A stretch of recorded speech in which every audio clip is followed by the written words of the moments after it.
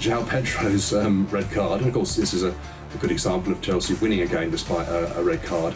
Everybody of a Chelsea persuasion will be feeling a lot better after that Benfica victory. These are unprecedented circumstances and Maresca's having to cope with. Hi, my name's Dan King. I'm the Chelsea FC correspondent for The Sun, and welcome to the Sunsport Chelsea YouTube channel for the first edition of the Chelsea Files. Every week, both on video and online, we bring you the stories behind the story. What's going on at Stamford Bridge, what's going on at the Cobham training ground, and what's going on in the wider Chelsea universe. This week, there's only really one place to start, and that is with Enzo Maresca, and where he stands now after that narrow but much needed victory over Benfica. As we've reported, there was a slightly curious incident before the game, in that after the Brighton defeat, even though no one was seriously suggesting that Enzo Maresca's job was under threat after 3 defeats in 4 games, the word was put out discreetly, not in one of those kind of public votes of confidence which every manager dreads, but just discreetly. A few people here and there were informed that despite the disappointing start to the season and that run of 3 defeats in 4 games culminating in that rather disappointing defeat against Brighton at home, that despite all that, Enzo Maresca's job was safe. You may very well say, of course it is, of course it should be. This is a guy who has got Chelsea back into the Champions League. This is a guy who's won the Conference League, completing the set of European trophies, first club to do that, and has won the Club World Cup. And to be fair, the word coming out of the club is that, yes, the owners and directors very much appreciate the kind of strain which has been put on Maresca and his players by those very victories in the summer. By playing in the Club World Cup until mid-July, the players had a really, really long season, and then, as a result, had a very short pre-season. And we've seen, with injuries to Levi Colwill and Liam Delap, and the struggles of people like Moises Caicedo and of course Cole Palmer, that it's already taking its toll. So there is an understanding, among the club hierarchy that, these are unprecedented circumstances and Maresca's having to cope with. Now, what was also noticeable in the build-up to the Benfica game is that there's a kind of a coordination there. Everyone was on message. Pedro Neto, when he came in to speak, he quoted the same statistic as Maresca had, which was, up to that point, in the last 6 months, Chelsea had only lost 5 games, and in 4 of those, they'd had red cards. Now, if you're the Chelsea owners, you're saying, well, Enzo, is there a problem with discipline within the dressing room? Why are we getting so many players sent off? Then if you're Enzo Maresca, you say back to them, well, this can be the consequence of having a very young squad, people who are inexperienced, who aren't used to coping with those situations, as opposed to, say, having John Terry, Marcel Desailly, or whoever else at the back, who probably less prone to making those mistakes. I think it's much too early to be questioning Maresca's future. I think if everybody takes a step back, including the owners, he is the first coach of their 3-year reign to actually give their project credibility. Jamie Carragher, among others, still throws the accusation at Chelsea or at the wider ownership group, that this is basically a player trading company which happens to put out a football team, or in the case of Strasbourg, 2 football teams every few days, and that the primary focus is generating money and profit from buying and selling players. Well, Maresca is the first person who has given the lie to that, or at least suggested there's more to it, and that winning is actually part of the plan. He's the first coach to have won trophies, and so in that sense he has bought himself the right for a not so good run and some patience from the owners. So it was a little bit strange for that question, or for that almost kind of preemptively for the words be coming out of the club, by the way, his job is safe.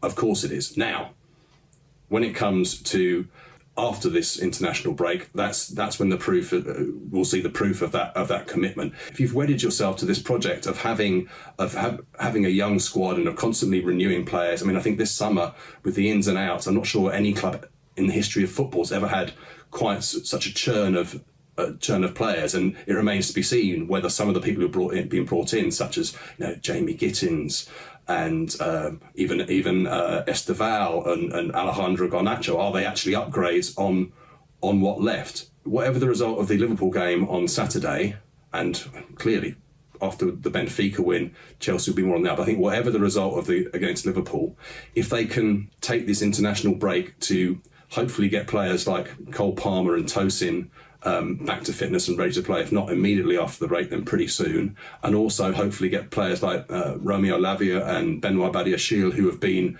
out and are back playing again, but obviously not 100% match sharp. I think then it will be time to judge Maresca, a bit more, not harshly, but a bit more critically. And to be honest, Maresca is going to need those players back fit, because after this international break, they've got 9 games in 29 days, which I don't think you can go as far as saying that they'll totally define the season. But by the end of those, we'll have a very good idea how serious Chelsea's challenge for the Premier League might be and how they're going to get on back in the Champions League. But I think everybody of a Chelsea persuasion will be feeling a lot better after that Benfica victory. It sends them into the Liverpool game in a much more positive frame of mind. And more broadly, I think Chelsea and Maresca will be pleased at how they kind of negotiated the whole emotion and, hullabaloo of Jose Mourinho coming back. It couldn't really have gone much better, because I think Jose came back, got his chance from the crowd. He got paid the respect he deserved for what he's done at Chelsea, but then Chelsea actually won, albeit narrowly. If the chances had gone if Benfica, it could have been a different story. But in this way, everybody is kind of happy. Jose's got his respect.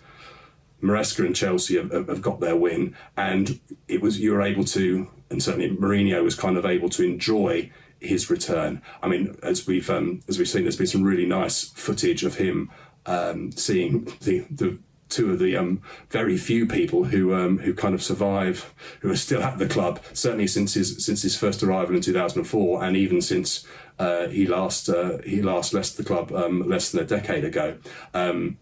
It's gone pretty viral, much to her dismay. But Teresa Conneely, who's one of she is Chelsea through and through. It's almost impossible to imagine what Chelsea would be like without her. You go into the press room ahead of every game, and there she is with a little smile and a little chat about what's been going on in the week, and just making sure that all the accredited journalists are okay and have got what they need. And she's been there, for 48 years, and it was lovely to see Jose acknowledge her and to show the genuine affection in which she is held by him and everybody at the club.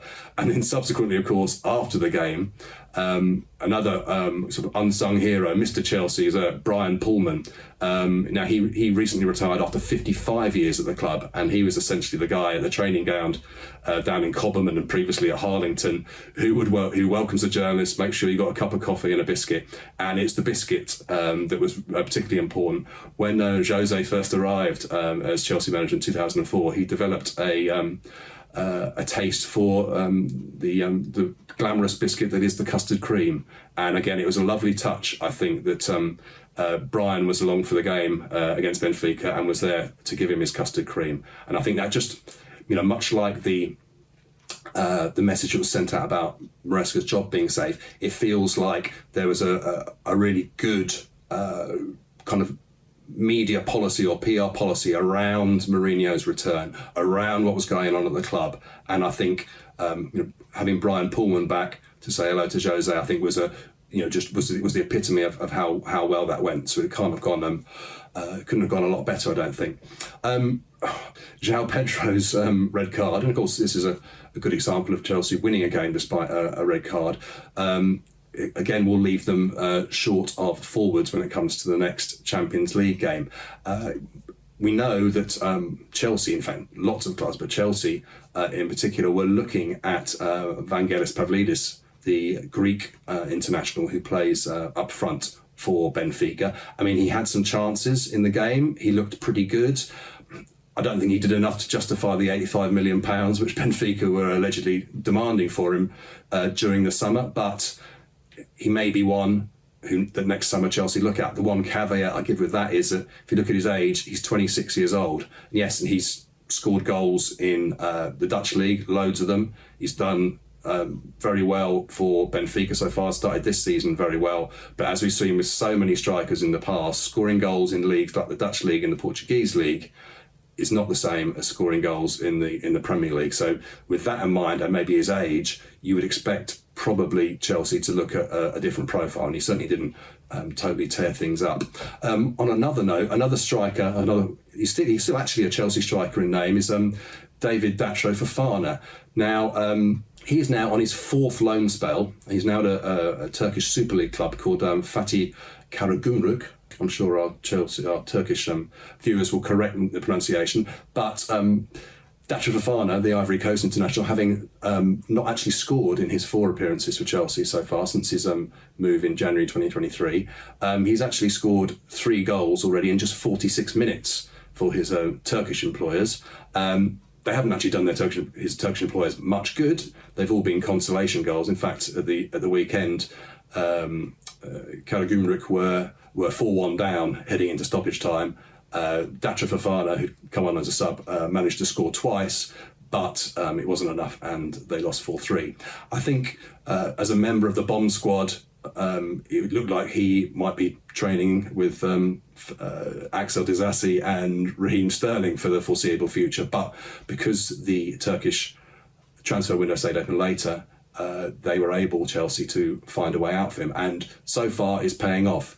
Datro Fofana is kind of the forgotten man of that crazy January 2023, where Chelsea broke all records for winter window signings. He arrived for £10.5 million from the Norwegian club Molde, where he'd had a very good goal scoring record.